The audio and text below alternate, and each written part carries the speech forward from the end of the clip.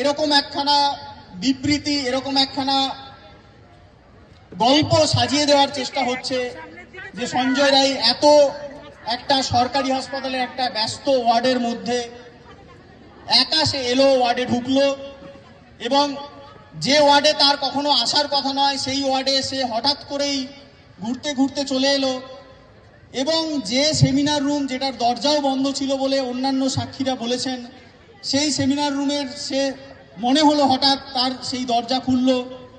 সেখানে তার মধ্যে সে তাকে যেরকমভাবে ঘটনার জায়গা বলা আছে সেইখানে তাকে সে দেখতেও পেয়ে গেল এবং সেই মুহূর্তেই তার এমন কিছু কামনার উদ্রেক হলো যেটা তার আগে সেই বেশ্যাপল্লীতে গিয়েছিল সেখানে যে কামনার উদ্রেক হয়নি, সেই মুহূর্তেই তার এমন উদ্রেক হলো যে তাকে এইরকম একখানা ধর্ষণ এবং খুনের ঘটনা ঘটাতে হলো।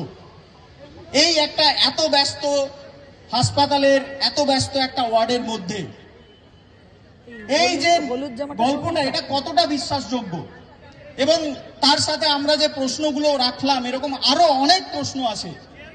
যদি তদন্ত স্বচ্ছভাবে হতো তাহলে এই প্রশ্নের উত্তর অনেক আগে আমাদের পাওয়ার কথা ছিল। আমরা